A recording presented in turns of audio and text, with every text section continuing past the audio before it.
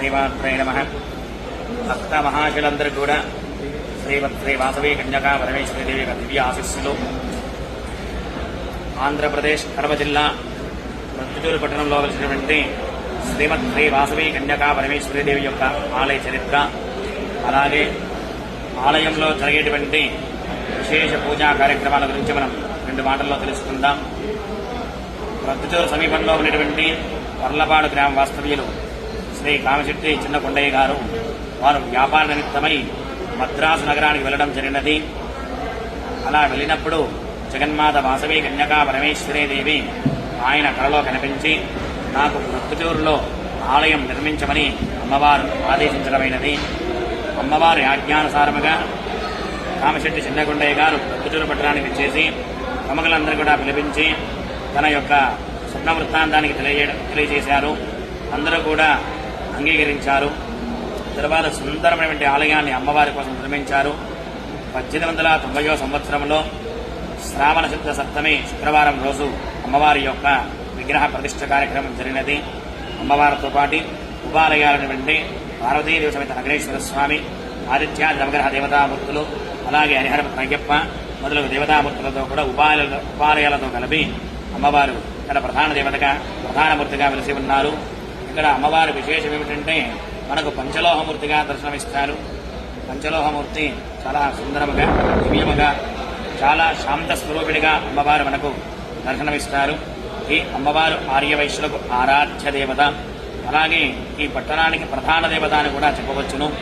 ఈ పట్టణంలో ఉన్నటువంటి ప్రముఖులు కానీ, ప్రజలు కానీ, భక్తులు కానీ వారి గృహంలో శుభకార్యాలు తలపెట్టినప్పుడు మొదటి పత్రిక అమ్మవారికి సమర్పించి అమ్మవారి యొక్క ఆశీర్వచనాన్ని తీసుకొని వారి కార్యక్రమాన్ని ప్రారంభం చేసుకుంటారు. ఇది ఇక్కడ ఆనవాయితీ.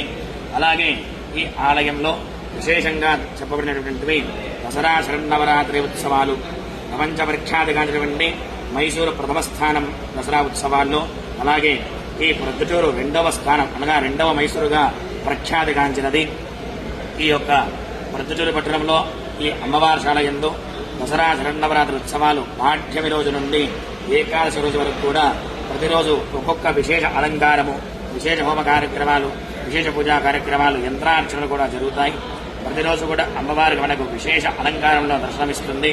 అలాగే సాయంత్రం మనకు అమ్మవారు ఉత్సవమూర్తికి పాఠ్యమి రోజున రాజరాజేశ్వరదేవిగా, ద్వితీయ రోజున భవానీదేవిగా, 3వ రోజు తృతీయ రోజున శారదాదేవిగా, 4వ రోజు చవితి రోజున అన్నపూర్ణాదేవి అలంకారములో, 5వ రోజు మనకు అమ్మవారు బిల్వారుక్ష నివాసిని పార్వతీదేవి మాతగా, అలాగే 6వ రోజు షష్ఠి రోజు అనగా గజలక్ష్మి రోజు మనకు అమ్మవారు షష్ఠి రోజు గజలక్ష్మీదేవి అలంకారంలో, అలాగే మూలా నక్షత్రం రోజు విశేషముగా తెల్లవారుజామునే 5 గంటలకు మనకు వింత సేవా కార్యక్రమం కూడా ప్రారంభమవుతుంది.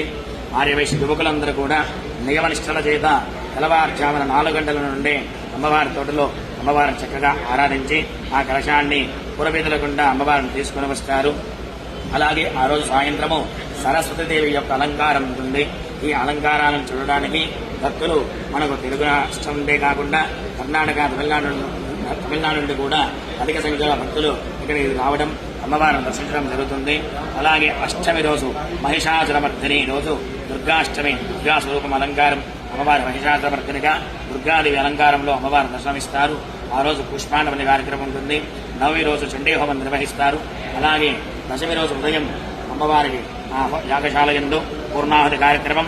తదనంతరము విశేషముగా అమ్మవారికి 102 కలశాల చేత మూలమూర్తికి నవప్రద స్నానం జరుగుతుంది. తరువాత పంచామృత స్నానాభిషేకం, విశేష ద్రవ్యాలతో, సుగంధ ద్రవ్యాలతో అమ్మవారికి అభిషేకం చేస్తారు. తదుపరి వజ్ర కిరీటధారణై వజ్రకవచ అలంకారంలో మనకు అమ్మవారి మూలమూర్తి భక్తుల్ని అనుగ్రహిస్తుంది. తదుపరి విశేషంగా చెప్పుకోవాలంటే కార్యక్రమం విజయదశమి రోజు శమీ దర్శన కార్యక్రమం. మధ్యాహ్నం 2:30 గంటలకు ఆ శమీ దర్శన కార్యక్రమం ప్రారంభమవుతుంది. ఆ రోజు అమ్మవారు ఇక్కడ ప్రధాన ఆలయం నుండి బయలుదేరుతారు. అదే రోజు మనకు ప్రొద్దుటూరు పట్టణంలో ఉన్నటువంటి అనేక ఆలయంలో ఉన్నటువంటి ఉత్సవమూర్తులందరూ కూడా సాయంకాల సమయానికి మనకు పాదవష్టాన ప్రాంతంలో చేరుకుంటారు. ఆ శమీ దర్శన ఉత్సవాన్ని చూడడానికి లక్షలాదిగా భక్తులు ఆ సమయం కోసం, ఆ అమ్మవారి యొక్క దర్శనాన్ని కోసం నిరీక్షిస్తూ ఉంటారు. ఆ శమీ దర్శన కార్యక్రమం అనంతరము రాత్రి మళ్ళీ 12 గంటలకు తొట్టిమెరువని కార్యక్రమం అమ్మవారు విజయలక్ష్మి స్వరూపంతో అమ్మవారు రాక్షసులను కూడా సంహరించి 9 రోజులు రాక్షసులతో యుద్ధం చేసి ఆ రోజు దశమి రోజు విజయలక్ష్మిగా అంటే అమ్మవారి విజయాన్ని పొంది విజయలక్ష్మి అవతారంలో మనకు దర్శనమిస్తారు. ఆ దర్శనాన్ని కూడా తొట్టిమెరణ ఉత్సవాన్ని చూడడానికి కూడా తండోపతండాలుగా లక్షలాది మంది ప్రజలు ఆ అమ్మవారిని దర్శించడానికి ఆ రోజు ఇక్కడికి ఆలయానికి వచ్చేస్తారు. ఆ రోజు చాలా చాలా విశేషము.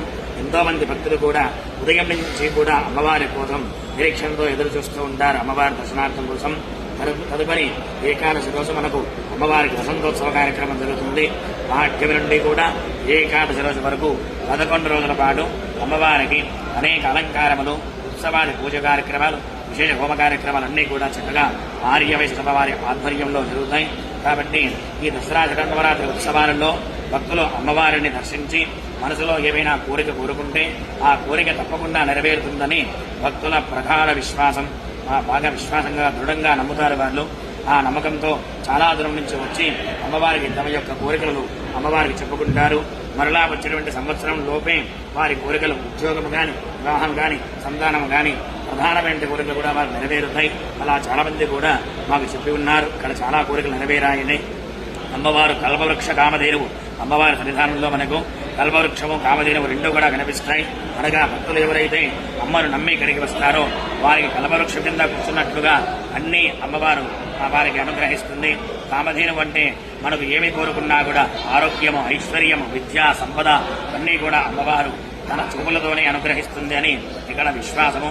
కాబట్టి చాలా మహిమగల అమ్మవారు, పరమశాంత స్వరూపిణి అమ్మవారు శ్రీమద్ కన్యకా పరమేశ్వరీదేవి.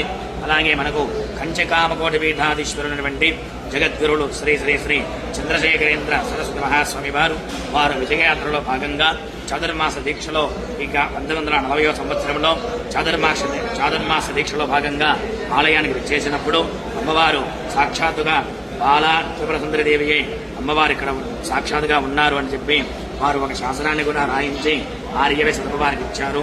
కాబట్టి ఎంతో మంది పీఠాధిపతులు కూడా అమ్మవారిని దర్శించి వారి యొక్క హస్తాల చేత అమ్మవారిని అభిషేకించారు.